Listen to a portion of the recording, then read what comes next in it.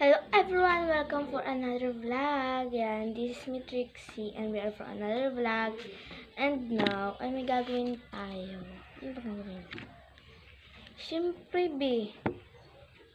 ito, gagawin natin. Ano yung pang makeup ba tawag doon yun nga?